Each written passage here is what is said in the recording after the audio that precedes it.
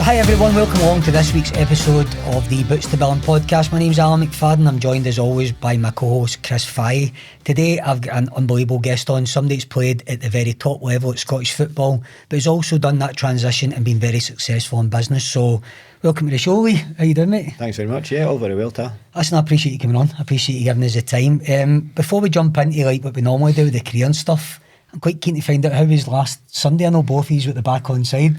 Ball, and you can tell me, keep the clean stuff, Chris. No, it was good. I think we were quite well behaved, weren't we? Yeah, I think we were. I think we were some of the better ones behaved in the room. Definitely. No, I think we've known each other. I think, well, I've certainly known you all the years, and then in business, and then through back on side as well. So last week was actually the first time we've actually had a chat, and I'd mentioned the podcast, and here the other day. No, definitely, as I say, I'm up for helping as many people as I can. So to come on the podcast, and if we can help it reach more people, it helps more people, then I'm all for it. And going back to the charity, I've been involved with the charity now for about 5-6 years because they helped one of my best mates. So he was suffering depression, was thinking about killing himself, so the charity helped him. So I thought, right, I'll help the charity as much as I can. So and it's great to see the charity doing really well. Still needs help. It still needs a lot of people with funding and stuff. So it's great to see days like that. It's a celebration of what they've done and how many people have helped. The event was brilliant, and need more events like that and more people to help, because again, everybody in football knows somebody that back on side is helped. I know they're helping people outside of football now, so every penny helps for living the team. Do you know, a big thing for me was the people that reached out after the last episode. They sponsored the last episode, and obviously Scotty was on talking a wee bit about his challenges after it. The amount of people that reached out either asking for Scotty's details so they could speak to him or whatever, so it just shows you what they're doing is right and it's needed. There's a wee start, and I know we're getting off to a wee sort of downer on the start here, but I went to a construction conference 2 weeks ago, and in the whole of the UK there was 35 people died of accidents on site, and there was 470 people died of suicide in the construction industry last year. So it's not just in football, it's in all sectors and all ways of life. So charities like Back On Side are fantastic. Big shout out to them, please follow them. All that, we'll put all the handles on after this show again, because honestly it's such a meaningful charity for sure. So listen, let's crack on with the show. We know this is part, all my mates have been buzzing off a few of these. When I tell the background, the boys that are coming on, they're like asking them about this, so we'll get to a few stories. You're a liar. The first who said, who is that? No, seriously. You're like, no, look, there he is. No, but I had one or two, but then I had a few of my mates know you, so we'll get into that a wee bit. Right. Boys who played with St Mirren, stuff like that. I'll be able to tell you a few of them as well when we get to it. But can you take us back to the start? It's what we do with everybody. Again, it's Wikipedia I keep in front of me, mate. Right. So Dundee, very first senior team, was it? Dundee, yeah. So back in, I think it was 1997. Look, I was like any. Is that 1999? It says. Is that what it says? Okay, so I was 2 years YTS before that. That's probably just a professional career. Yeah. So, like any young boy growing up, I was born in Aberdeen, wanted to be a professional footballer. All I done was play football, and was lucky enough that Dundee wanted to sign me when I was leaving school. Right. So I never stuck in at school, because as soon as I could leave, I was away. So I think it was like in the middle of fifth year, because of my age, I couldn't leave at the start of fifth year, so I had to stay on. So I then left there, and then straight into full-time football. But so it was great. So you're moving away from Aberdeen, and then you're living in digs in one of the roughest parts of Dundee. But I look at that now, and that's how you grow up. 15, 16-year-old, you need to learn. So I think we probably don't have that in the society nowadays, because kids are mollycoddle and stuff. So it's a case of, Lee, on you go. You're living in Dundee, and but it was great. What a laugh! And but it was great. 2 years YTS, earning £45 a week, and the best days of your life. Still in contact with the boys now. We had a reunion, 25-year reunion in Dundee last November, and you've seen boys there you've not seen for 25 years, and it was just like we just came off the training ground. Who's in that team, Lee? Did it on to? Big Lee Wilkie, right? Stephen Milne, Savo, Graham Bain, Jamie Langfield. We had an unbelievable young squad, and it was great because the youth coach, they're all there as well. Ray Farningham, Jinky. So brilliant. He had a little bit of an illness. So you know what, like, we'd been talking about a reunion for years. Said, guys, you need to get a reunion. We'll do it. But because everyone's got their lives and families, nothing really happened. And then one day the coach, Jinky, put a message into the group chat and says, guys, just to let you know that everything's okay and I've had an operation stuff. And we were like, what's happened there? And this is right, guys, we need to do a reunion, because we're at an age now, someone's touching 50 and stuff. Seeing we'll leave it a couple of years, we're at an age where we're not going to be here anymore. So we got together, had a reunion, and it was absolutely brilliant. It was literally just back to being 18-year-old, 17-year-old boys again, just running about daft in Dundee. So it was. I don't think we'll go anymore. But it was great. Good. But it's that's the thing with football, it's friendships for life. So I started off at Dundee then, 2 years YTS of doing everything, cleaning the strips, cleaning the stadiums. If the pitch was going to be frosty, you'd be in your digs and you get a phone call at 8 o'clock at night, guys, everyone up to the stadium, and we had to pull the covers across the pitch. But you look back, what a laugh. It was just good times. Do you think they do that these days? Is that gone now? No, do you think they would get done for that? They would say that's against their human rights or something? I think as well, when you work it out, I think we must have been about 20p an hour, because we were working like ridiculous hours. So but it was great, as I say. But that's what taught us discipline, taught us hard work, and look, you need to graft, you need to do it. But as you say, I don't think they're allowed to do all that now, because it's taught you respect as well. 100%. That once you get into that first team, you were like, right, I'm here. But I've done my apprenticeship. But we were petrified of the first team. If somebody says you had to go into the first team, I'm like, no, I'm not going in that dressing room. You go in and get it. I need to go and pick up the kit. And I'm like, no, because I'll get bullied, I'll get battered, I'll get socks chucked off my head and stuff. But that was the dressing room banter, and if you've been in a dressing room, you'll understand it. It's an unbelievable place. You see, you're saying bullied and battered and all that. It wasn't a bad thing, but it wasn't. There was no harm in it. No, it's not bullied and battered. It's banter, and you're having a laugh, and it's toughening you up. 100%. Character building, totally. But there's a lot of people that can't cope with a dressing room banter. Yeah. But if you've been in one, and it's funny because you talk to boys now that you've played with years ago. I actually bumped into Lee Mair yesterday, and one of my mates is wanting to get his son Lennon Miller his Panini sticker signed. So I says, Lee, can you get that signed for me? So we're sitting there chatting, but all we're doing was chatting about nights out, the banter we had in the dressing room. Very rarely we're actually talking about the actual football. It's the stories and the carry-ons that go on with it. But football dressing rooms are just an amazing place. I think a lot of the times that's how managers sussed out if you had the character to play football as well. If you could go in and actually hold your own and no crumble under that. Yeah. And a lot of boys that didn't make it through changing rooms as well. Yeah, no, definitely. Well, I remember going back before I signed for Dundee, I was back in the day, it was S form. So that's right. A schoolboy form. I was S form at Hearts. So, and then there was me and a guy, Peter McGruder, from Aberdeen. We used to travel down to Hearts every Sunday, get the train down on a Saturday night, stay in digs, play on the Sunday, and then get back up the road. And it came to leaving school, and Hearts says, "No, Lee, you're not good enough, so we're not taking you on full time."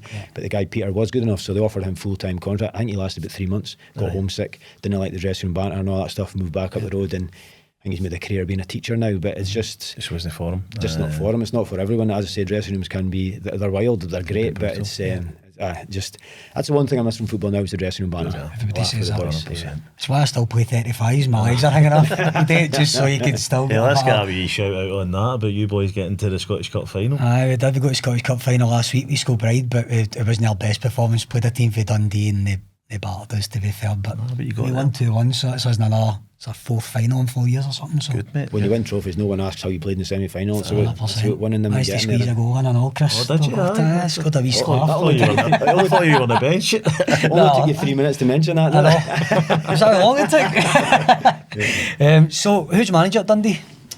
So the first team manager was John McCormack at the time. Was it? And Cowboy. Cowboy. So brilliant. But again, everyone was petrified of him. Oh, he's the first team manager. And I remember a couple of things that he had a meeting with all the young boys, and this is probably what installed this into me right at a young age.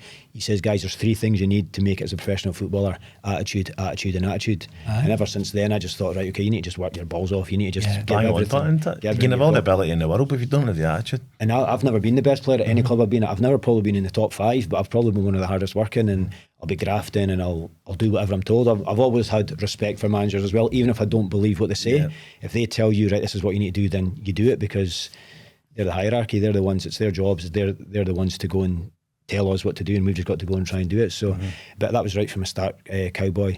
But it was brilliant, good laughs then as well. And I remember one time, everyone had certain jobs to do, and my job was they used to change the jobs every month. So this one time I had to look after the coaching staff's training gear, and they used to get changed in the referees' room at Dens, and so you had to clean the toilets, you had to clean everything, so make sure it was spick and span. So after about 2 days, Cowboy comes out, and we were all out on the steps at Dens, and we're cleaning all the boots.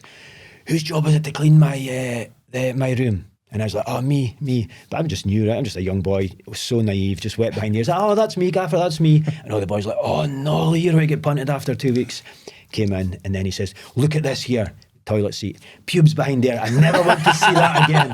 And I'm like, all right, sorry, I didn't know how to clean that. Ever since then, never a pube in the seats at Dens. Yeah, but the toothbrush and all that. I'm scrubbing it. But has your missus got you cleaning the toilets in the house? Actually, that is the one job I do in the house. Clean the toilets. But that's because I learned that skills when I was 16. Because up until then, look, I'm not going to lie, I had everything done for me from my mum, my dad. Everybody does, don't they? And But and now my wife, she does everything for me. It's the one thing that I do now and again is to clean the toilets, because she says, "Oh, you're good at them." But again, probably because I'm still scared of Cowboy. You know what's scary about it? Right? So Cowboy came and took Clyde when Bomber got the sack when I was there, and the same he didn't make me clean the toilets enough, but it was the same talk. He used to do everything was attitude. For the minute he walked in, and if you weren't nice to people, all that stuff, he went through you. Aye. So it's amazing, even probably maybe 10 years after when you had him. Do you know, just sort of diversifying, but like an old school manager like that would probably be seen as a dinosaur, right? But you look at Martin O'Neill coming back to Celtic, I still think it's like trends, isn't it? Sometimes like a young manager is the trend, but an old school manager like that would still do a job in the game these days. I think if you get, because the game does move, and it's like anything in the world business, that everything changes, you need to evolve, but I think you can never lose that moral, so you can never lose the hard work. And I always remember when I was at Dundee United, Craig Levein came in and got the job, and he says, "Look guys, I'm not going to ask you to work hard, I'm not going to ask you to go and run yourselves into the ground, I'm not going to ask you to go and do this." He says, because that is basic skills that I expect. I can go and get 10 season ticket holders to go and run about and do all that, so it's a bare minimum from you guys. And then straight away you're thinking, right, that's the minimum standards. We're here for a reason, we've got ability, so hopefully we can then add that to that basics and then go and do well. But it's and Alex Ferguson built his full career off that, didn't he? The work ethic, being able to look after people, treating people right. Every time you read anything to do with Alex Ferguson, I mean, he had that installed in him for he was I think that ethic and having those morals about you, but I think the old shouting and bawling in the dressing room, I don't think you would get away with that these days with the young boys. They would just go, "I don't need this," and you'd get sacked, wouldn't you? You would. Some of the things that happened way back then, you're like, we used to, I remember a guy, it was Jimmy Bone, just died a couple of months ago, great guy. Some of his one-liners and that were hilarious, but he was our assistant manager. And I was talking to Stephen Boyack at a dinner not long ago, and Stephen Boyack was a first team player, and he says, "Lee, we absolutely love Jimmy Bone." He says, "But guess what? You's probably hated him because he didn't bully us, but he was really, really strict on us." And he says to one guy, Paul Clark, one day, and he says, "Clarky, you need to cut your hair." Back then, you weren't allowed denims. You weren't allowed to walk into training with denims on. There were certain things you had to be shaven, clean shaven. I was only 16. I only started shaving last week, so I'm fine. I don't worry about that. But and he says to Clarky, "Your hair's too long. If that's not cut tomorrow, I'm going to cut your hair." Clarky never cut his hair. He's like, "No, I'm not cutting my hair." Jimmy Wone pinned him down and cut his hair. Could you imagine that nowadays? You'd be sacked. You'd be all sorts of stuff. Social media, be everywhere. You'd be a bully. But that is the discipline that was installed in us at a young age, and it is.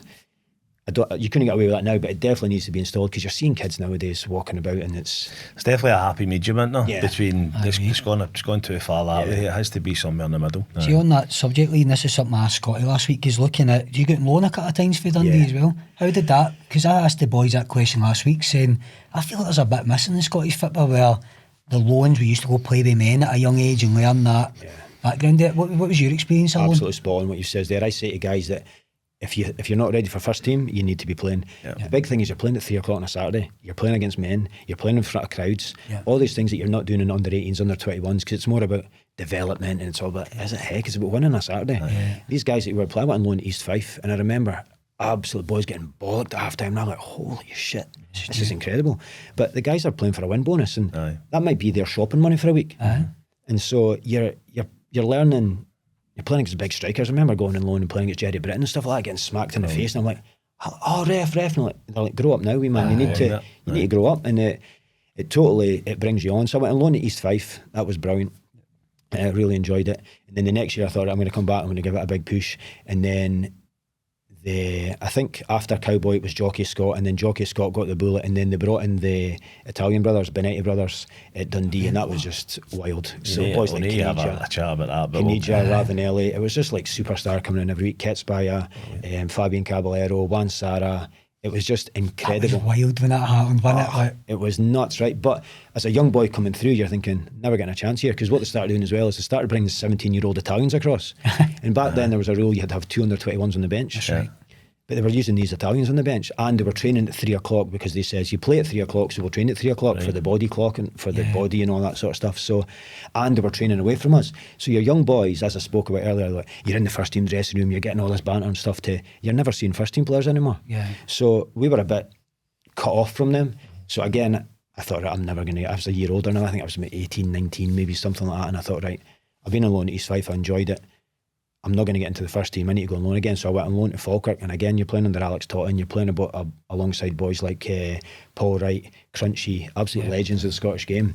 And again, you need to sink or swim. It's like, Lee, this was massive. Falkirk were trying to win the league. We had a terrible start to the season, and I think they ended up finishing near the bottom half. But I went there for the first half of the season, and again, it's just incredible skills that you're learning, and that's definitely helped me develop, because if I went on loan, I was not ready to go into the first team. Even though as a kid you think you are, you think, I'm ready, I can do this, I can do that. You've not experienced that 3 o'clock on a Saturday, the pressure of playing in front of crowds, grown men. So I cannot tell kids enough that if you're not playing in the first team, get yourself out and get experience, and because it puts yourself in the shot window as well. If you never made it at Dundee, then people have actually seen you, and you might get a chance elsewhere. But it's massive for even Scotty was saying last week that Snoddy, when he was talking about Snodgrass because he's part of him, he was saying, even set a wee instill in his head when he went back to the club. He was like, I'm not going part-time football. I'm not coming back to doing a shift during the day and having to play night. It's amazing. Just every young player I speak to now, it doesn't really seem to be happening. Or it's the development leagues you were talking about, like there's too much of a gap between the youth team or the Lowland League and the first team. They need to go out and loan to the Championship or League One or League Two just to get that sort of match football. I seen a comment this week, it was from Nicky Butt. I think Nicky Butt, I don't know if he still is, but I think he was involved with like the youths at Man U for years, and he says I'm sick and fed up of hearing quotes of, oh, it's fine, but they're developing well at 18, 19. He says, no, it's not, it's about winning. He says you cannot all of a sudden get to 18, 19 and switch on a winning mentality. You just cannot do it. Yes, you need to develop players, but at the same time, I remember one time a team got pumped 3-0 and the fullback came off and said, oh, I played well. I said, no, you never. The boy crossed and scored. They scored 2 goals from a winger beating you. But my use of the ball was good. You've been pumped 3-0. I says, you go into the first team game on a Saturday and you come off and saying, oh, I've done well. Guess what? Your manager's getting sacked, but you've been pumped 3-0, but you're happy. That's not how it works. You're all together. You need a winning mentality, and it needs to be installed from a young age. Yes, you need to develop. You need to do all that sort of stuff. You need to be fit, fast, strong. Your ability, your technique, and there needs to be a winning mentality there, that it's about, end of the day, football games are about winning. You go and ask any manager right now, would you take a scrappy 1-0 win on Saturday, or would you rather play well and get beat 1-0? Well, you look at Rangers the other night there against Hibs, didn't play the best, but they won 1-0. Yep. 2 wins in a row, the mentality goes up. So people remember is the points in the board, doesn't it? It doesn't matter about whether you play good or whatever comes to that. So I guess, see, Dundee, I was also reading up on, that must have been some experience, the cup final that he's went to against Rangers. Me and Chris were talking a wee bit about this before. What was some of the players were rhyming off? Did you write them down? I've got a wee photo shoot. So, see when you say like Scottish football's changed and it's not as good as what it was, these lineups just... So Rangers, Stefan Kloss, Fernando Rickson, Lorenzo Amoruso, Craig Moore, Arthur Newman, Barry Ferguson, Ronald De Boer, Bob Malcolm, no comment. Shot Avaladze, Neil McCann, Michael Moles. Their bench, Alan McGregor, Kevin Muscat, Maurice Ross, Stevie Thompson, Stephen McLean. But then you look at the Dundee team, Julian Speroni, Dave Mackay, Keith Nisvili, Barry Smith, Hernandez, Gavin Ray, Nesmadze, Lee Mair, Mark Burchell, Caballero, Stevie Lovell, and then on the bench you've got Jamie Langfield, Gary Brady, Carranza, Stevie Milne and Nacho Novo. You look at the 2 lines, that's frightening. It's unreal. If you had those players now that are fit playing today's, that would be the starting 11 of the teams now. Standard, I don't really like saying this because people think, oh, you're just better because you've left the game, and that the standard is so much drop. The teams back then would be the starting 11s nowadays, and there's not many from today's team that would get into those teams because the standard was a joke. Nacho Novo on the bench, look at the Rangers, McGregor on the bench for Rangers and stuff. It's just, you could easily ask you that question. If that Rangers team, this Rangers team played that Rangers team, you'd know who would win. You know what I mean? That's my taking it. How was the final? They playing? The final was, you're gutted you lose a final. You're delighted you get to a final. And I think it was Rangers won the treble. Yeah, it was 1-0 the final. I remember the game. Amoruso's last game. I think they scored a header in the last 12 minutes or something like that, and his last game. So for a Rangers point of view, it's perfect. It seals the treble for Alex McLeish. Amoruso's last game. But for us, we were gutted because we played well. We played really well. Cup finals are a toss of a coin, right? And we knew that we had to play well. All I remember from the cup final is Barry Smith hitting the post for about 25 yards. It's one of those, you're lining up and you're like, Baz, what are you doing? Don't hit. And then it smashes off the post. But you look at the team we had, we could have challenged anyone back then. But it wasn't just the Dundee team was good, everyone was good. Like Hibs had Mixu, Pat Line and all that sort of guys. The standard of Scottish football back then was just a different level. So the goalie there, obviously looking at for the goalies union point of view, Speroni, what a career he went on to have. Frightening. He was what a lovely guy as well. That's the good thing about that. the dressing room was just full of foreigners, right? And you would think there'd be cliques and stuff, but that's probably the best dressing room I've had for going on nights out. Right. You just got a phone call for Caballero and you couldn't speak a word of English. You're like, hey, discotheque. You're like, right. I'll meet you in the Mardi Gras like, at 11 o'clock, whatever. It was just an unbelievable dressing room. And but Speroni, actually, if you look at the photos in the cup final, Speroni's got two black eyes, right? Because it's funny because me and Jamie Langfield were best mates, right? And Jamie Langfield, he was the goalie on the bench at the time. And so we were doing set pieces 2 days before it. And somebody swung a corner and I went up to head it, and my head is smashed off Speroni. And I don't know if he broke his nose or what, but we're thinking, oh no, he could be up for the final. But people were saying, you just done that to get his eyes. So if you look at closely, that he's got black eyes in the final. But what a guy, lovely guy, and what a career he had. Crystal Palace went on to be a legend there, didn't he? I think he had a testimonial at Palace and that as well, and a testimonial at Dundee and stuff. So he's a great guy. But look, the squad was full of foreigners. Guys like Ravanelli, Craig Burley came in, Kitspaya, a boy from China, Fan Zi. I remember him. We didn't know who he was, but back in China, he was like the David Beckham of China. And we're like, how on earth are these guys? So see guys like, but what was the timeline there with Ravanelli and Caniggia? Were they round about that time or just before? I think I think the plan with Dundee is bring all these foreigners in, we'll sell them on and make good money. Problem is they never sold them on and they're stuck with these boys on big wages. They ended up going to administration on the back of it. But they did sell guys like Caniggia. So they never played together. That would have been incredible. Imagine that, Ravanelli. I think Caniggia, they sold him for $1 million to Rangers. They sold Nacho Novo, sold Robert Douglas, sold Gavin Ray. But it wasn't really the boys that they'd brought in that they actually sold. So these guys were left on big wages, and hence obviously went into administration, and that was tough. That was, as a young boy, when you say bloody hell you're growing up, you think I was on £600 a week, so I was on peanuts. I was a young boy coming through, and I remember the day that we're all sat in the office and Jim Duffy says, look guys, I don't know how to do this, so I'm just going to read out the names now, and the names that I say, your contracts are ripped up. Jeez. And so he just starts writing off names, and I was like, bloody hell. And it was like all your big hitters, all your Caballeros and stuff were all just let go, and then it was just a case of rebuilding again for the next couple of years for Dundee. How close was that to the cup final with the administration? So 2003 was the cup final? That must have been after it. After it? It definitely was after it, because I left at the end of that year because they were struggling with administration. I then tried to go down south. I thought, right, I'll make a career of it down south.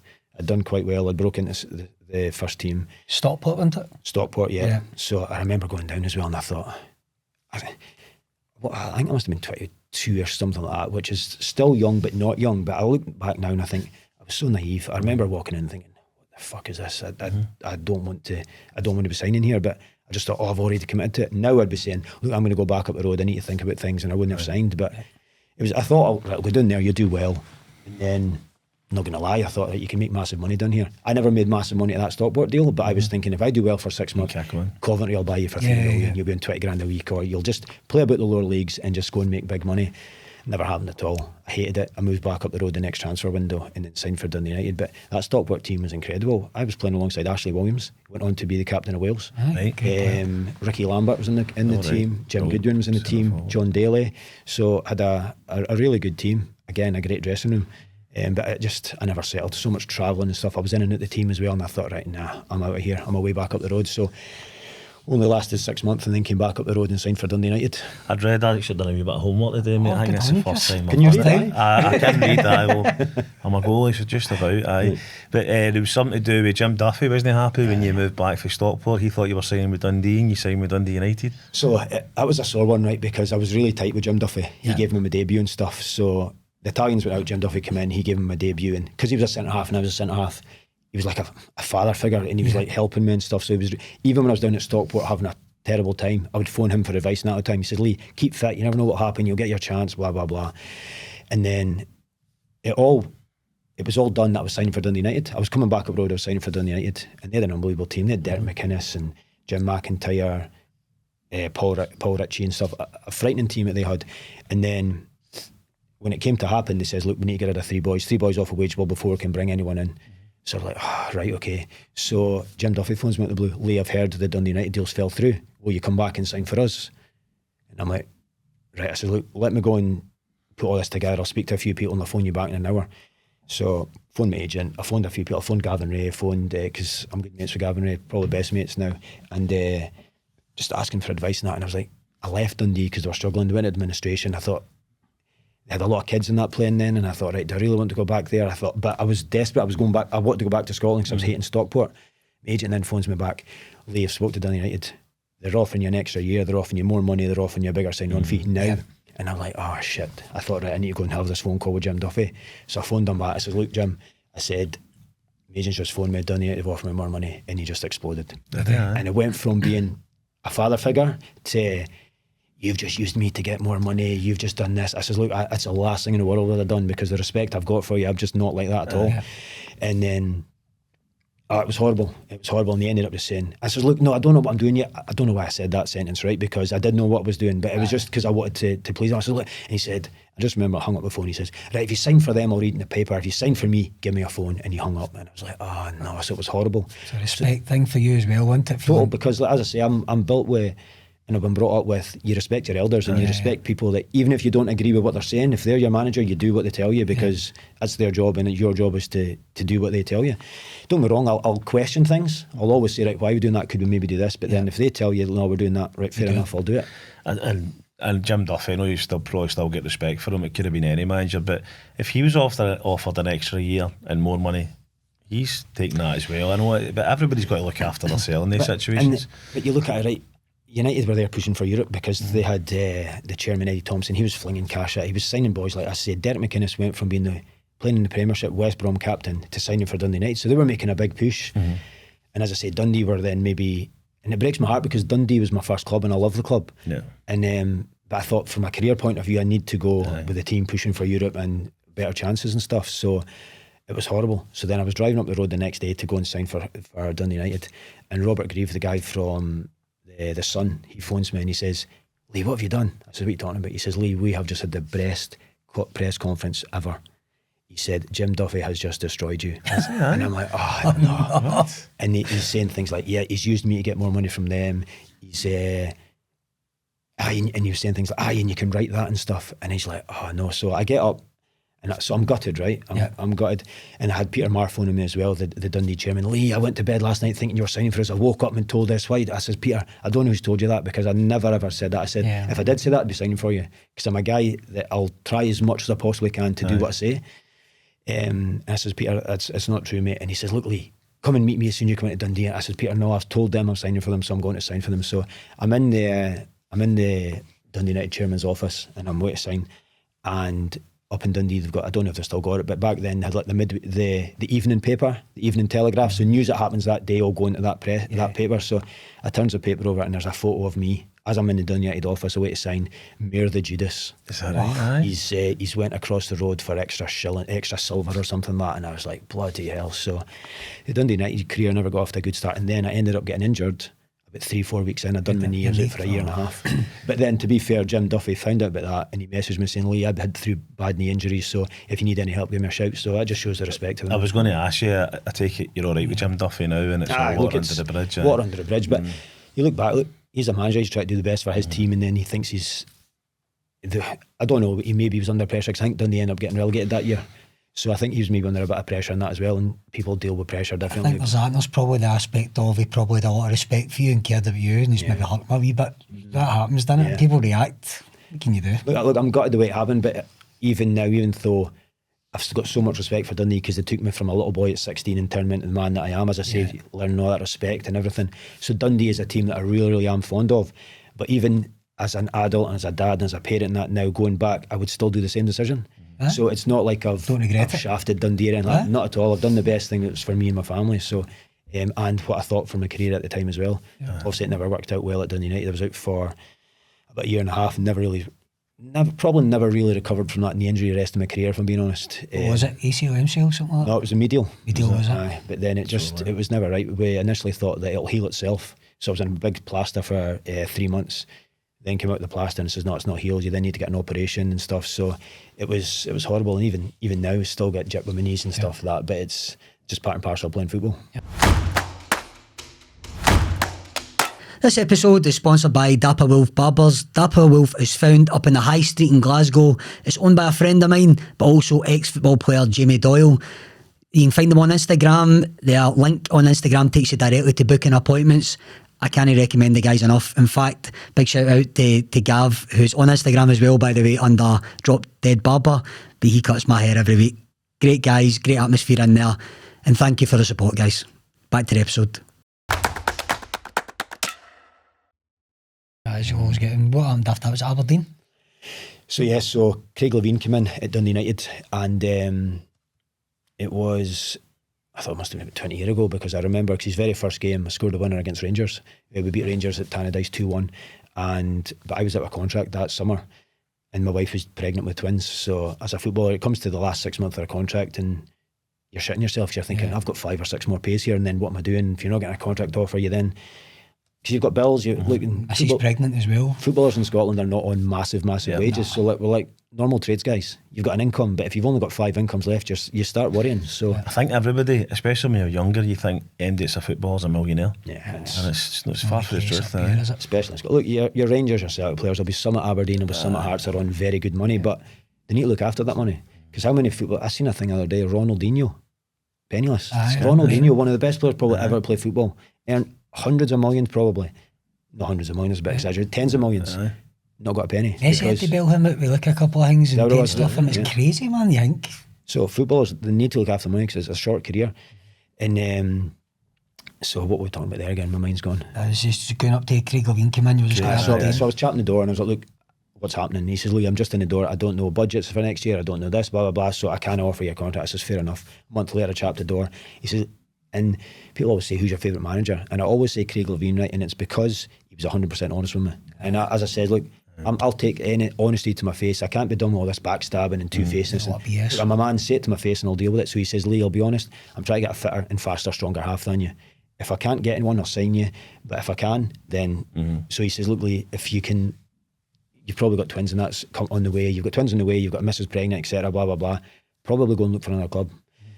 So I went, spoke to Aberdeen and ended up signing a pre-contract for Aberdeen. But because Craig Levein was so honest with me, again, so much respect for him. Some people say, oh, he's a dick, he shafted me, he let me go. No, he was honest with me. He told me at my face and I can respect that. But I've seen other managers go in and do that and they lose the dressing room. So it depends on who you're talking to, who can... I respect honesty, and if it's not what I want to hear, then fair play, it's honest. But some players will go in a huff and then they'll turn the dressing room against managers. So I'm not that at all. So it worked out well because I ended up signing for my boyhood heroes Aberdeen, so that was great. This was a bit ashy for Aberdeen, so that was your team Aberdeen, you might sign for. You probably need to put subtitles on here from my Aberdeen accent, So you're because you know what I mean? Somebody actually put an American guy put it under the comments saying, can we have subtitles? Chase yourself. Class. So Aberdeen. And I remember going and meeting Jimmy Calderwood, and this was hilarious as well, right? So an agent. I went with an agent because Lee Wilkie had him. It was a guy for Forfar. I can't remember his name.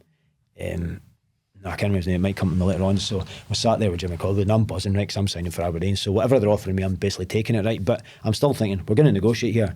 So Jimmy Calderwood says, right, okay, we can only give you, I think it was like £1,400 a week or something. We can give you £1,400. The agent says, right, okay, we'll sign it. And I was like, are you serious? Surely we say, oh, we were looking for closer to 2. Can we get 16, 17, anything like that? But he said, I'll sign it. And I was like, I was happy to sign Aberdeen, right? But I'm thinking, surely you do a little bit of negotiation. I can't remember the agent's name, but it'll come to me sometime. I'm not going to fling him under the bus. Anyway, he's a crap agent. But I was delighted. Signed with Aberdeen for 2 years, and some of those nights were amazing. Playing in Europe, got the last 32 of the European Cup, playing against Bayern Munich. Just incredible times. Being an Aberdeen fan, playing at Pataudry against Bayern Munich in a full house was just... Who was some of the players at Munich at the time? Philipp Lahm, Schweinsteiger, Klose. It was ridiculous. I remember looking at something before the game and comparing the two teams. They had in their starting 11, 800 caps between their starting 11. We had one. Scott Severin had one cap. Right. Still drew them to each at Pataudry. Don't get me wrong, right? The big thing about that was the pitch was terrible. It was bobbly as anything. But we were winning 2-1 and then they got a penalty. Jamie Langfield saved it and then they scored a rebound. So we were thinking, oh, brilliant, we're going to go 2 each. We're going to go to the Allianz. We're going to wait and knock Bayern Munich out. We were doing 2-0 after about 10 minutes. And then ended up getting pumped 4-1. But it was that stadium that looks like... Well, I was raging, right, because Jimmy called me, he made one change from the team in the first leg to the second, and you dropped me and brought Richard Foster in, so I was fuming. But what I was buzzing with, right, a couple of things that I remember is the bench had heated seats, and I was just sitting, and I'm leaning across putting Stevie Lovell's seat up, and he's like, I'm bloody roasting. I was on the huff, I wasn't watching the game. I was buzzing with the heated seats. And I remember as well the dressing room afterwards that had like massive swimming pools and stuff, so we'd just been pumped. I think it was 4 or 5-1. We were running doing cannonballs in this big swimming pool. The Scottish boys being let loose in that quality stadium. Was that you say that's the highlight of your career? Was that the best day 2 years at Aberdeen, playing with your boyhood heroes? Being an Aberdonian, and I used to go and watch Aberdeen. When I was a kid, I used to go.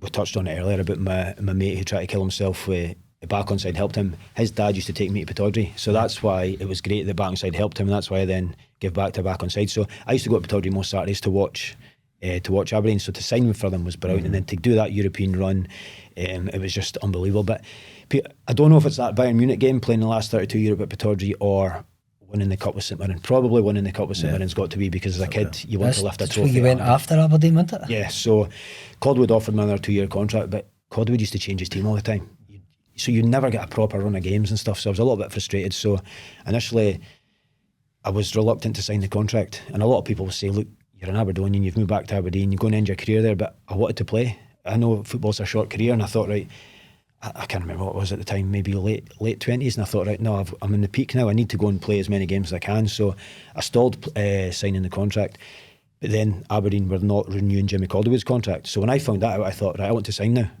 So I then went to Willie Miller and said, look, I'll sign that contract. He said, look, I'm not giving up contracts. He says it's up to the new manager to come in, and I said, I don't know when that's going to be. And again, you've got kids, you're living month to month with paychecks. You're thinking, right, I can't go 4 or 5 months without pay here. So then St Mirren came in, and that was a great move for him. It worked out really well. I ended up playing in 2 cup finals, playing 150 games in the 5 years. So it worked out very well. Was that Lusty still at the time? Or no, they'd moved the year before. Had they? They'd moved the year before to the new place now, and it's some facility they've got. The facility's incredible. Was it Danny Lennon that signed you? No, it was Gus McPherson. Was it? So nice. Gus and Andy McMillan. So, but that was brilliant. So came in, and it was just, I loved it. It was, you're out the limelight of being Aberdeen. It's one city, one club, and you couldn't go shopping because Aberdeen, the fans are just so huge club. It's massive, and you're like, you couldn't get away from it. And then I just loved it at St Mirren, a family club. The people behind the scenes absolutely so helpful, helping my wife and that settle with the kids, because my twins we moved down there, twins were only 2, so that was hard work. And you know, as a footballer, if your wife settles off the pitch, it helps you. Yeah. And it was just a lovely family club, so it worked out really well. As I say, we got 2 cup finals, one I don't want to speak to about, and then one I'll speak about all day long. But it was probably the highlight of your career, and the low point of your career is the cup finals. So what was obviously let's speak about the one you won first. I know it was against Celtic. I remember that. That was against Hearts. So was it Hearts? The same as Celtic. Hearts was the one you won. So Celtic then. So 2010, right, was the one we played Rangers in the final, and we were a better team of 11 men. Yeah. Rangers got a man sent off. We thought, right, what a chance we've got here. They then got another man sent off, so we're thinking we've won the cup here against 9 men. Yeah. We ended up losing it. We ended up losing that 1-0. So I remember it because it was on my wife's 30th birthday, and it was just the lowest point of my life. Did you beat Celtic 3-2 in the semi one of these? That was the semi. Right, I was there. I was there. The Hearts game. I was there that game because Hooper scored a couple. I remember that. Aye. Who scored the goal for Rangers in the final? Kenny Miller. I remember it to a T because it's still, it breaks my heart even thinking about this day now, because you're thinking you just want to win a trophy, and you've got a chance to go and beat Rangers at Hampden. And we're playing against 9 men, but we were gung-ho, we were pushing them, thinking, look back now, there's so many things, it's hindsight, is it? You look back and you're thinking, why did we still have three centre-halves on? Mm-hmm. Why were we not just, look, keep it, they're going to be knackered. If we win it in extra time, it doesn't matter. Yeah. But we were gung-ho. We were like, try and push. We had 11 men v 9, and we got caught in a counter-attack and lost a goal. How on earth? Was brilliant at that, and we done it for. That was scary. But see their team, when you look at it, they had David Weir, they had Walter Smith on the sidelines.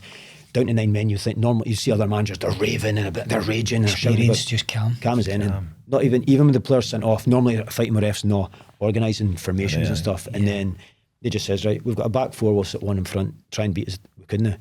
So I remember I'm centre half, right? I'm up at left wing. I try and play a ball into Craig Dargo's feet. Craig Dargo tries to dummy it, so it goes into the second striker. David Weir reads it, passes it out wide to Whittaker, passes it up to, can't remember who it is. He runs down the line, crosses it across, and Kenny Miller scores a header. 4 passes or whatever. 4 passes.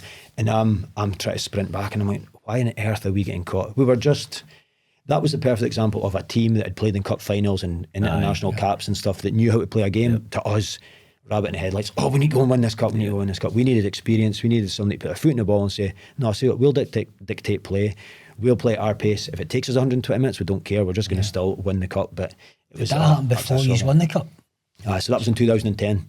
And then I think I seen a stat no long ago. I think there's about 7 or 8 players that have played in 2 cup finals for St Mirren, and I'm one of them. Oh wow! So then 2013, we won the cup. And I was going to ask, do you think you learned for the first experience as a team? I think you do, but we had such a more experienced team then. The second time round, so we had Big Stephen Thompson, Gary Teal, the guys who played in the top level in England and South, Jim Goodwin, assistant manager was Tommy Craig. So guys that had been at the top level and done it. And but that was an unbelievable cup run, because I'm going to go back to the last 32 because I scored a winner just to get it. So I basically won the cup, right? So that only took me 30 minutes to get it. By me. So it was the last minute. We're playing Hamilton, a horrible Tuesday night. Go up for a corner and score. You're not thinking you're going to go and win the cup then. All you're worrying about is, brilliant, we don't have a horrible replay away at Hamilton a Tuesday night in November or something like that. So within the next round, I think it was the quarterfinals, Aberdeen up at Pittodrie, tough place to go. We end up going there, beating them in penalties, and then Celtic in the semi, we beat Celtic 3-2, and then we beat Hearts in the final. So it's sometimes a team can get to a cup final and they've had the luck of a draw. That was the exact opposite. To beat Aberdeen. I'm still close with Danny Lennon, and obviously I was his goalie coach at Clyde as well. But you look at the job that Danny done there, and he won the cup, and I think they were sitting sort of mid-table, and then ended up getting rid of him. He was very, very harshly dealt with, wasn't he? Oh, it's madness. I think it was the first time they won a cup in 25 years. And I remember the partying for days. The whole of Paisley was it was incredible. But then it just shows you the small margins between success and failure in football.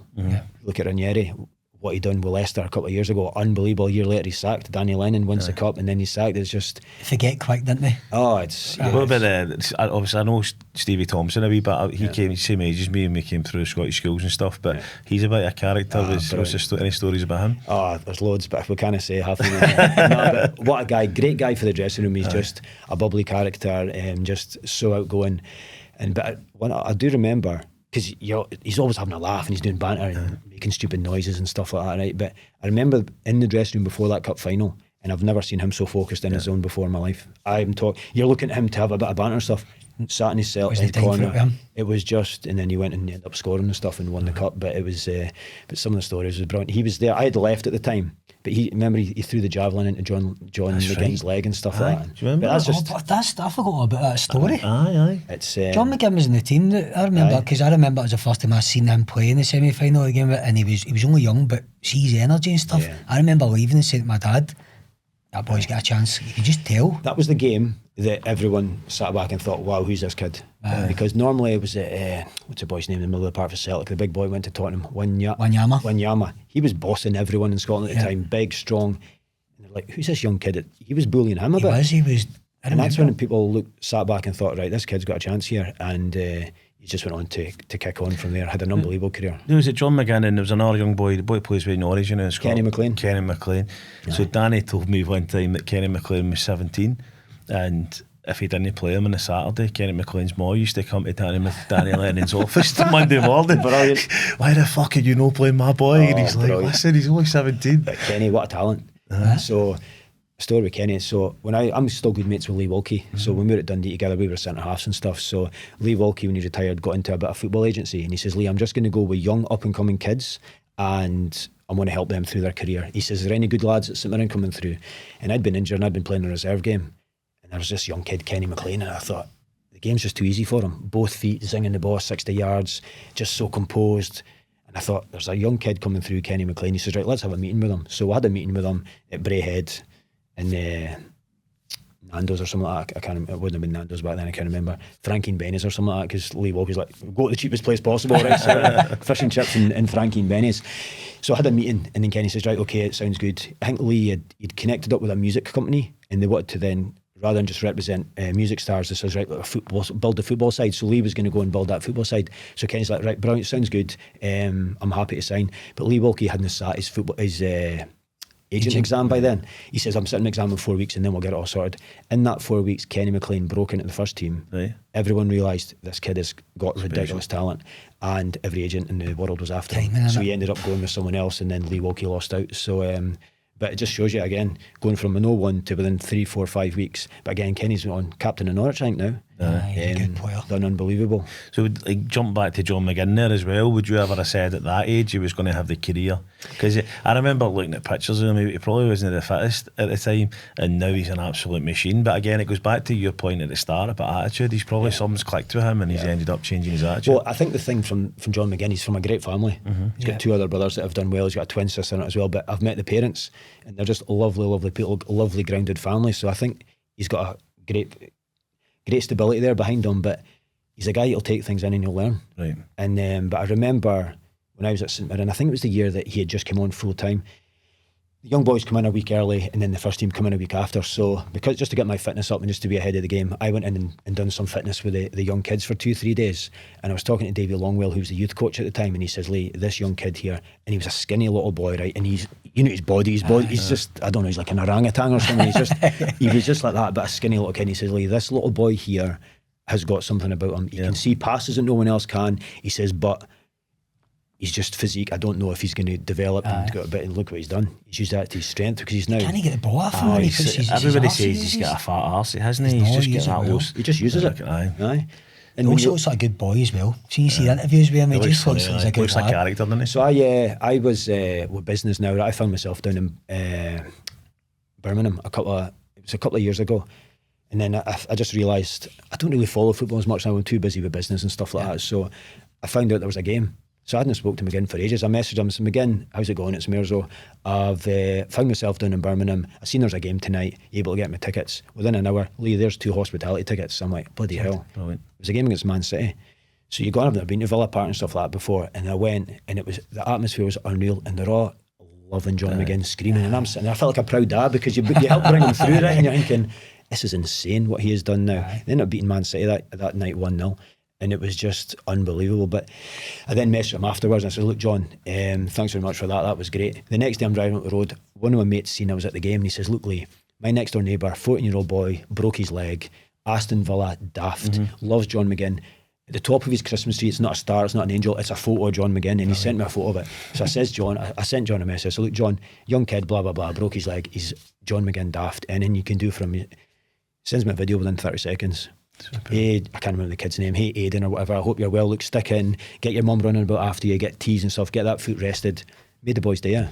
Just little things like that. That's brilliant because see footballers that do that. It's only 30 seconds out their day, but it means so much to somebody. And then you get so many other footballers. I think they're just above all that. I seen a video of him coming in. I can't remember what it was. It was like now the day they got the behind the scenes of the club. And he's walking in and they cane him for wearing trackies every day apparently, and he's like, I'm not wearing Balenciaga, I get me the right trackies now, that kind of stuff. He just doesn't, he looks like he's just down to earth, man. See that, we touched on that javelin story, right? So we know the story, but people out there might not know the story. But you there that day when that happened? The javelin? No, I'd left, but I was still in the WhatsApp groups and it was just all going wild. Talk us through what happened. So, you know the pose that you stick in the ground and do the fast feet in between and stuff, and so I think they'd finished that, and then so Big Tom was picked up and just flung it, like meaning to fling it at the side of him, and he's misjudged it, and I think it's went right into his thigh. And I think John was out for a long time. I can't remember the exact story, but it's funny because like David Van Zanten and stuff in the groups. Now you see all these people in Africa and stuff, and they've got the big spikes. He's photoshopped like Stephen Thompson's head onto one of these guys and stuff. Can you imagine that feeling if you're Stevie Thompson and you threw that and then you see that sticking out his leg? But I think he was out for a while. Aye. I think he's. But it was just. It's just stuff happening. Was there ever any hard feelings over that, or was it just they knew it was? I was just going to say. No, but I know. But I was gone at the time, but I don't think so. I don't think so. It's one of those you just a freak accident. Do you know another one as well, Fee? So obviously I'm nice to playing the 35s, but Jim Goodwin plays in goals for a team called Perstains. Oh, does he? Can I tell you something? He plays like he does as well having gloves on. Plays like a sweeper keeper. Oh, does he? Dead easy on the eye. Like he comes out and he pings passes 50 yards. Mulgrew plays in front of him. Right. But he's still got it, man. He's really, really good. Jim was always fit as fuck. He's Always a machine. He was always in the gym, ripped. Never had the pace, but he was always strong as an ox, and he was always one you wanted in your team because you know, he's just going to do all the dirty work, and he's got your back at any time and stuff like that. Don't get me wrong, he would do daft things. I remember one time he punched Keith Lashley at Motherwell, and you're like, what the heck are you doing? He just loses the plot sometimes, but great. one you Probably want a in your good team. relationship. Sharpie's my mate, he's assistant manager, he's quite calm. Again, fitness freaks, so I'd imagine the boys up there must be getting ran so Sharpie, ragged. he was at Dundee with me, Sharpie, back in the day. Was he? Where I think Cowboy must have signed him, Aye. Again, I was just a young boy, but Sharpie, Fittest guy in the world. Unreal. Used to run to your games at Athley, play 90 minutes and run home. Jesus Christ. I've I not don't met think anybody he's like ever him. had a bevy in his life, is He doesn't drink so weed, but he used to get us in all the nightclubs and not Athley. We're like, how do you know drink? But he knew everybody. Yeah. But great guy, Sharpie, and again, he was a good player, he was a good left back, scored a lot of goals when he came to the juniors. He was maybe, I think he'd left Stranraer someday, but he used to score loads of goals for left back. Half the time I was playing left mid sometimes beside him and you were just there as a decoy for him. He'd run up and smack him in the top corner. But he was a good player. But him and Goody, they've obviously been at Alloa, they've been at St Mirren and Aberdeen, Dundee United. And I met Goody in Dubai a couple of summers ago, and he says, I went into coaching. My last involvement was assistant manager at Stranraer. I got that job because the manager, Brian Reid, wanted me to play rather than he wanted me to be assistant manager. But I wanted it the other way about. I wanted to go and develop my coaching badges. I'd done my A licence, my B licence, all that carry on. And that's the natural route that I wanted to do. And when I was speaking to Goody in Dubai, he says, Lee, I can trust Lee Sharp 1,000,000%. I know 1,000,000% I can trust him. And I now know in coaching and management, and you hear all the rumours, it's just a job for the boys, you need your mate. You need that. You need your because you need somebody that's beside you, you're on the same wavelength, you trust each other 1,000,000%, and you know that if you're not there, he's no stabbing you in the back. And I now understand that that's why people bring their mates in, because that's how it works. You need that as a management team. I spoke to Danny about this at the weekend, and Kevin Nichol, who's the captain at Clyde when we get promoted, and we were lucky in that team at Clyde because everybody in the club was pulling in the same direction. The players, the manager, the coaching team, the kit men, the chairman, the board, everybody. I bet you've done well. We get promoted, I ended up right up flying high in League One. But at that level and the top level, and you look at Celtic, what's happening with Celtic just now, you've got everybody in the club pulling in different directions, and it can only mean one thing. It's the performance on the pitch is affected. It's the same with business. I've been trying to recruit people for the last 6 months now. I need the right people in. I relate everything back to football. In January you sign someone you think's a superstar, but for an Arsenal in the dressing room, that can be poison. You need a dressing room environment. I always go back to Leicester again. Leicester were nowhere near the best team in the league, but they went and won the league because they must have had an unbelievable team spirit. And that's what I'm trying to build in the business and that now. And I care more about being the right person rather than what they can actually do business wise, because you can upskill them, you can help them with that side of things. And that trust is massive, and you want, and that is very rare, somebody you can trust. And the other thing is, which seems basic, goes back to the sort of Cowboy McCormack thing, is somebody don't put a shift in. Somebody's actually going to work and do their job. But we spoke about that earlier. That's just basics that you're expecting, but nowadays that's not there. You get people, I was talking to a big accountancy firm the other day, and they're trying to employ some people, and this is somebody that's just graduated, and they're like, well, I'll only want to come into the office a Tuesday, Wednesday, Thursday. And they're wanting 60, 70 grand a year, and the boy's like, are you kidding me on? It's a different world. It's just different. So listen, just for, because I'm really keen to pick your brain on business as well, but Partick Thistle and Dumbarton, was that kind of last for 2014 down to Stranraer? What was that? You in your 30s at that point? So that was me basically clinging on to the end of my career. So I'd went from St Mirren. Danny Lennon was then like, basically, again, honest, look, Lee, you can go if you find a team. I'm like, right, okay. But I'm at the age now, I'm thinking, shit, there's no many better teams from St Mirren here. I'm going down from here. And then it was just a case of pick the team properly. So Partick Thistle, they were training at Torrey Glen. It was the first time I'd went part-time. And I'll be honest, I hated it. Oh no, sorry. Partick Thistle was great. I went there for the last 6 months of the season, and it was a case of, Lee, you need to keep us in the league. So I played in it every game, managed to keep them in the league, and then they never offered me a contract, and I was a little bit scared, to be honest, because I got told I was getting a contract, and it's one of those, and it's a horrible side of football people don't see, and I was like, I was scunnered, and I thought, right, where am I going from here? I then went to Dumbarton, and it was part-time, but it was a good league because Rangers, Hibs and Hearts were in the league at the time, so Ian Murray was the manager, but again, it was a case of the horrible side of football you don't see. 15 games, Lee, you'll get another year's contract. I'm like, brilliant, okay, it's a 2-year contract here. So after 13 games, they pull me in. Lee, the chairman's now saying I can't give you that extension next year. And I'm like, what? I said, it's one of the reasons I signed for you. So then they weren't playing me, they're putting me on the bench and stuff. And I then said to them, I said, look, I'm not a young kid anymore. I'm 35, whatever it was. I said, do you want to just call it a day? I said, look, you'd get better putting a 16-year-old kid on the bench. They'll get experience and then they'll go and grow from it. No point in having me here and treating me like this, because I don't want to fall out with you and I don't want to be a dick about it as well. And then it just turned out that says, right, okay, Lee, you can leave. So I left halfway through that season, and in my head, I'd retired. I was chucking it. I'm an all or nothing kind of guy. If I'm doing something like a business or whatever, it's 150%. Or if I can't give it 100%, I'm not even attempting it. Yeah.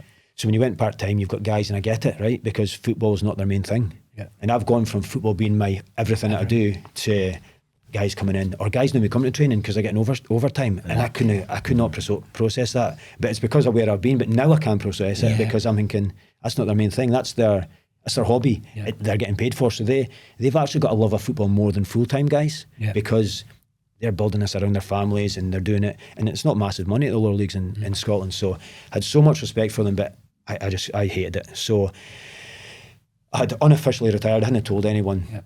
And then got a phone call saying, look, Stranraer are looking for an assistant manager. Would you be interested? So Brian Reid was the manager, and it was Craig Sampson. He knew Reedy, and he says, Lee, would you be interested? I says, 100%. Because I'd done all my badges. That was the next step for me. Normally you need to go and start at under 14s and build your way up, and it takes years to get there. So then, but I then found out Brian Reid wanted me to play rather than more being his assistant. Yeah. Because he had Tiff there, and he was tight with Tiff. Cracking guy. Brilliant players. He's always brother. Two of them are brilliant. I've never seen a boy ping a ball like him or take free kicks like that in my life. He's in the 35s and all. Is he? I honestly think Tiff is the best part-time professional football in Scottish football in the last 20 or 30 years. Well, he was unbelievable, honestly. He's some player, man. Penalties and that, I don't think I've ever seen him miss a penalty. He was what a guy in the dressing room. But Brian Reid and Tiff were tight, so he was more his assistant, and I then realised when I went in there, I thought, oh shit, they're wanting me to play here. I'm basically kitman, water boy, right? So, but I used it for experience for the year, and we ended up losing out in penalties against Ayr United to go up. I remember. And then at the end of that, I just walked away from football. football. My pals played in that team. So Craig Malcolm, Sean Winters, Frank McKeown, they all live in my athlete team and went to Stranraer. Right, okay. So the reason that I had to play was because Frank signed for Morton, didn't he? Aye, and he'd done his knee in like a warm-up game or something. It was horrible. Frank was Stranraer's best player, so I thought brilliant. And then when he then signed for Morton, when I then went in, Reedy says, Lee, you'll need to play. And I thought, I've not played for 6 months, I'll need to go and get myself fit and stuff like that. But it was good experience, but it just wasn't the right fit. Like I say, you need a manager and assistant to be tight. Yeah. So Tiff was more his assistant, I was just more there as a player. Yeah, we've got a couple of connections with Stranraer. So I was at Stranraer 2 years before you. So Big Eric Phillips. Yes, what a guy. That's what good mates with Big Eric. We had a coaching school together, and I reached out to him last night and said you're coming on the day. So there's a couple of things he's asked me to run by you. So the first thing he's like, what was he saying? The first thing is he said he used to wipe the floor with you at keep you up. He's with a rugby ball. Again, stupid things you do in a dressing room, smashing lights and all sorts because the rugby ball's going all over the place. But I think he's actually better with a rugby ball than he is with a football. Aye, probably. Yeah. So Big Eric said the Barton goalie coach for him, does you know. But the other thing he said to mention was he had a boy on loan for Argentina, and he's went a night out in Carlisle. He said something about you, him and this boy for Argentina were sharing the room, and the boy was like a fitness fanatic. I remember, the one thing I remember about that night in Carlisle was it just erupted in a nightclub. and he had on this big leather jacket. It was like the Fonz. Remember the Fonz for Happy Days? But Eric did, aye. And then, so we were all getting chucked out because it was just fights and all that were carrying on. And he was like, I need to get my jacket. And he's a big lad. He just flung the bouncers out the way to go in there and come out with this big leather jacket. I was like, mate, I would have left that in there. It's absolutely honking. He's about 6'6", an absolute man mountain, so nobody had even stopped him. But there's a great photo of, we had big black jackets, right, with our initials on them. And there's a good photo of me and Eric, and just standing at the side of the dugout. And then somebody sent us a photo of Max and Paddy, the bouncers on there. And it's an absolute double of us. We'll get that looked out. That team I played with, the boys are all a good laugh. I mean, Malky and that are mental. Brilliant guys. See what I loved about that? The dressing room was unreal. So we used to meet at, because everyone says, oh bloody hell, Stranraer's miles away. Brilliant. But everyone was from Glasgow. We used to meet in Darnley in a bus. Yeah. That's right. And the bus used to take us down. So talking about team spirits and stuff, that was an unbelievable team dressing room. Stranraer nearly got me a divorce. Because see, for the first 4 home games, we met at Darnley. We went down there, played the game, and then you went upstairs and basically filled your bag for a carry-it. By the time you get back to Paisley, you were steaming. You went straight out into the pub and then out into Vienna. So the first 4 home games I didn't get into 4 in the morning.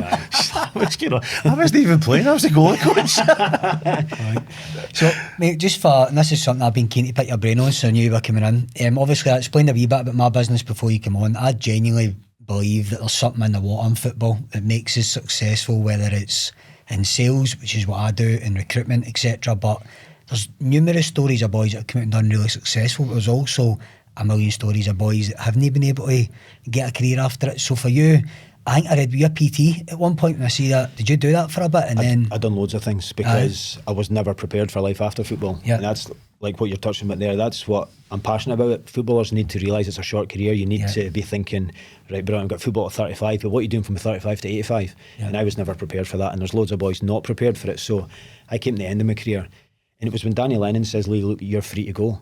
I'm thinking, shit, this is my last big contract here. From now on, it's downhill. My wages are probably at half here. I've got a family, I've got 2 kids, I've got a mortgage, I've got 2 cars, something, and I need income. So I was looking for things to do, right? And I came across Dave McCracken, big Dave McCracken. He was punting Herbalife, right? And he'd been messaging me for a year. Lee, you need to look at this. It was a good business opportunity. So I just so happened to see a post one day. I said, right, Cracks, what is this? And I seen a guy down south earning 10 grand a month, and I said, what? I said, that's more than double what I've ever earned playing football. I said, right, I'm in. I don't care what it is, if I'm punting gear, whatever, I'm doing this, right? So I started doing Herbalife for a long time, and probably annoyed every single person in Scotland, pestered the life out of Mr. Herbalife, Frank you're known as a Scottish. Scottish. I was looking at them and I'm thinking, these guys are doing this. I'm like, I've got a bigger profile than these guys. I've played at a higher level. I've got access to more people. If they're doing really well, I can do really well at this. So I was like, I'm in here, I'm doing this. And then that was probably the thing that opened my eyes up to business. Yeah. And I'm lucky I had that, right? Because financially, I'd done very well out of it. But I then started reading self-development books. And then the people there were saying, Lee, this is what you need to do going forward in life and stuff. And helped me massively with that transition, because footballers have nothing to help them. Gets to 35, imagine being in a career, right? You've done it for 20 years, all of a sudden you can't do that tomorrow, you're a fresh start tomorrow. That's reality for a lot of footballers. It's the way that people look at footballers as well. I've always said that to Chris. That was my main driver of, he's only played football, and you're going, seriously, if you get some of the skills into these professionals, which it's one of the hardest careers in the world to get to start with. To stay in, it's even tougher. They're learning some skills there you can harness. And we talked about the dressing room, the stuff you learn in a dressing room, and the character building stuff that we talked about earlier on. You bring that into business with the work ethic, then you're onto a good thing. Remember one of my first jobs, so go back to your question. Yes, I'd done PT and I'd done Herbalife. I then got a real job, right? I was selling photocopiers. I couldn't even switch a photocopier on, couldn't even spell photocopier, and I had to go and sell them because you need to make money. And then I remember being in the office and the boss would pull me up and he says, Lee, you need to remember this is not a dressing room anymore. I says, I know that, but I said, but there's people out there, they've not spoke a word to each other, and it's now 12 o'clock, we've been in since 9 or half 8 or whatever. I says, mate, you need to make this a happy place. And I would go around everyone, how you doing? Hi. They sat there and don't speak, and I thought, I can't work like this. So I lasted there about 2 years, and then I just... Seeing that, but like, so just... You've went for the higher playing against Bayern Munich, right? To selling photocopiers. Mentally, that must mess with your head. It does, right? But again, I'd started reading the self-development books, and I started reading things, and I thought, right, you're starting to the bottom again. But like you say there, I've got good skill sets. I'm a great team player. As I said, I've never been the best player, but I've always been a great team player. I'll work my balls off. I'll do what I'm told. I've got respect. I'm willing to get my sleeves rolled up and work hard. If you think of all that skills, if you used to go to any business in the world and say, look, I've got someone, if you're a recruitment company, say, I've got somebody with that 4 skills, get them in. I want an interview. And that is footballers. Like you said at the start as well, it doesn't matter a lot of the time. Like, you're in a job, especially in sales or whatever you get into. There's that, you do get that buzz of, I've always felt it in the last 10, 15 years of commission checks. Want to beat the guy that's top bill in the place. The first thing I did in a sales job was go, who makes most money in here? Stuck to me and went, I'm going to be better than him. That doesn't come from nowhere. That came from being the Fitbit teams all my life and wanting to progress. I agree with you totally, but I think there's definitely something there in that. That competitive edge that you're saying there, they're not just wanting to go in and they're wanting to win on a Saturday. And that means winning that deal or being top salesman this month. Footballers have got unbelievable skill sets. The problem is, footballers don't know the skill sets they've got. They are an attribute to any business. So like what you say with your business, if you can educate them early doors and say, look, you can have a great career after football. My missus always says to me, the last 4 or 5 years, you're going to do better outside of football than you are in football. I don't know if it's because she knew I was ambitious and driven, or she just knew I was shite at football. It's one or the other, right? But what one do you want it to be? I don't know. But you're great at cleaning toilets. You always fall back to that. Exactly. So she's bang on. And as I say, the business has been going 2 years now. It's flying. We're trying to recruit more people. I actually wanted to recruit footballers. I've got a hashtag that I use on social media, football to finance, because I know they need a career path, and I know that if I can show them that transition, but it's getting the right person, getting them at the right time, and I can go and show them a career that can earn more money than they're making at football, and they can have it for, it's not a 12-month contract, well, a 10-month contract or a 24-month contract. You've got this the rest of your life if you want it. But again, it's just that people think footballers like anybody that's watching this think, I can't go into business, I can't do sales. I've been into business, I've been into sales. 90% of my conversations are about football. Aye. And then 10% is at the end of it going, by the way, any chance you can help me and give me some business? Football opens so many doors. You then need to take the skill set forward to then close the deal and stuff. But touching on what you said there, when I played at Aberdeen, how every player's got a business that sponsors them. Yeah. I had this company, DFC Oilfield, the guy Dean Foster up in Aberdeen, and this is how naive and stupid I was, right? Because you're never thinking what you're going to do after football. So one night of the year, they have like up in the hospitality suites, they have a table. They have like a big night, right? And you're sitting with your sponsor, and they can take two clients along. So this night's going on, and the boy Dean says to me, he says, Lee, what are you doing after football? And I was like, I don't know. He says, I want to employ you. And I never said this to his face, but in my head, right, I'm thinking, I'm not working in the oil industry. Yeah. I'm a footballer. I wasn't meaning this to be arrogant, but it's just the thought process. You think, no, I'm in football, mate. I don't need that. And then, but he says, what I want you to do, and it's the best tip I've ever got told that I never took on. And this is what I try and tell every single footballer now is, he says, but what I want you to do, Lee, is I want you to build your profile. He says, every time I open a newspaper, I see Russell Anderson up in Aberdeen, or I see a Jim Goodwin in Dundee, or I see whatever, right?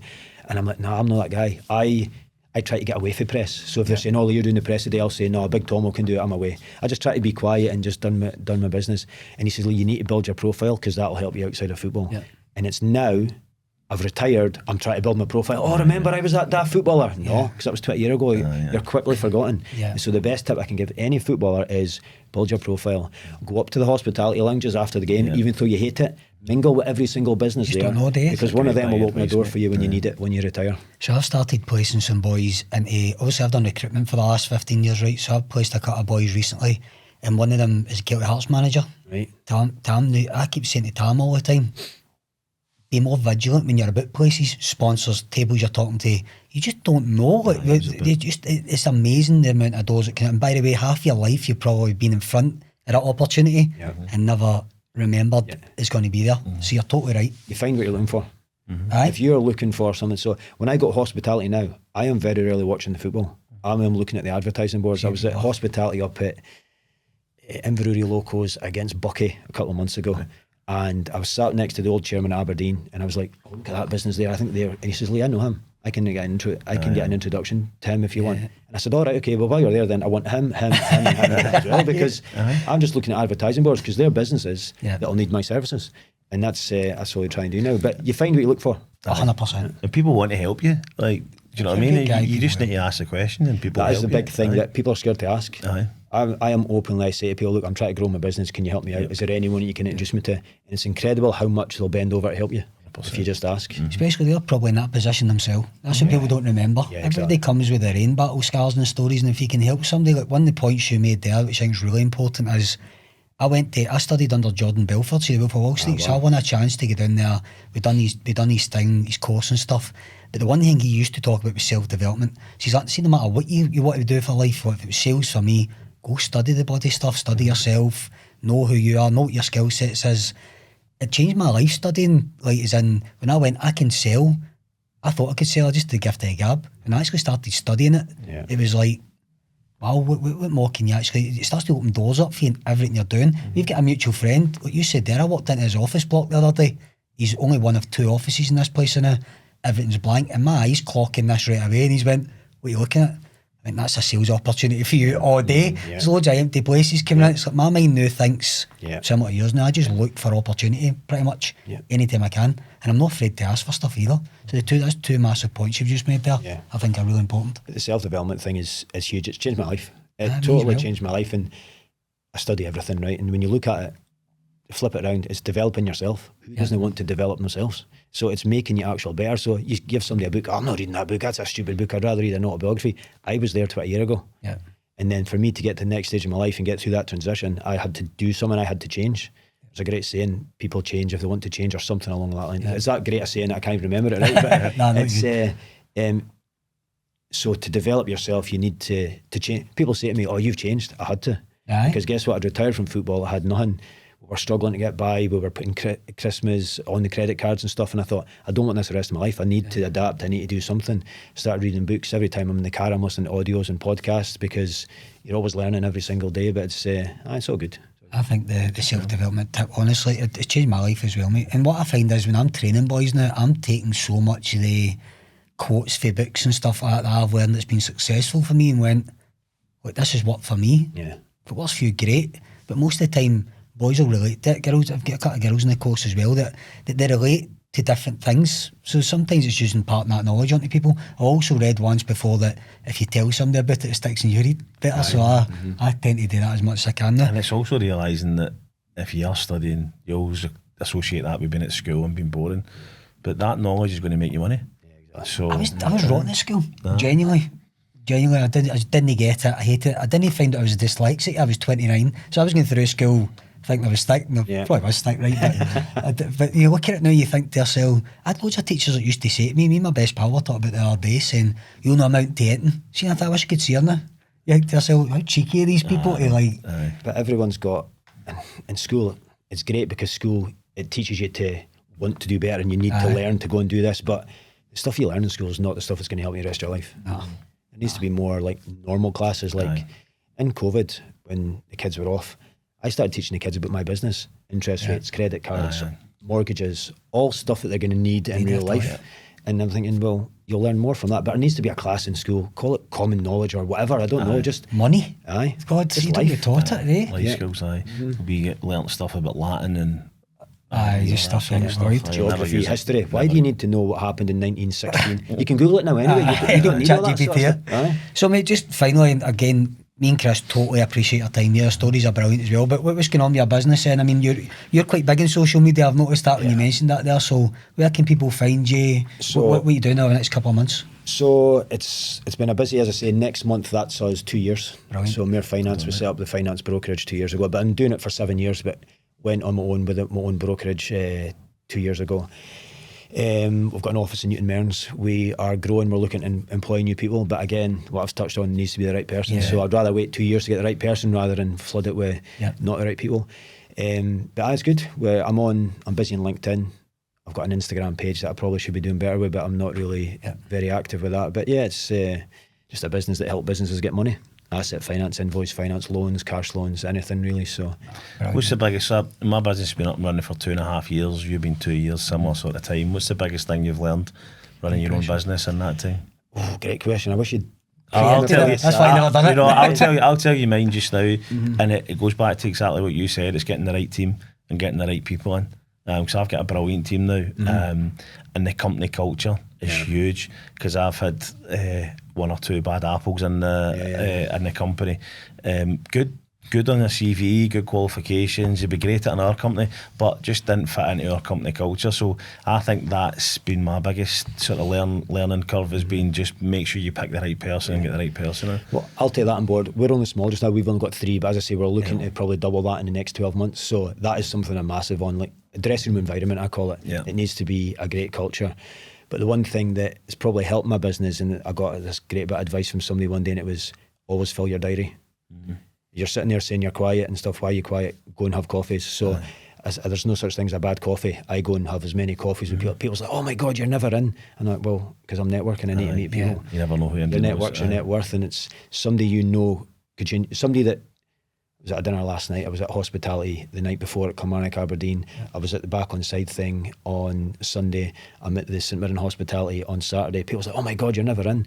Oh, you've got what a life you've got. These are business events. This is part of my business.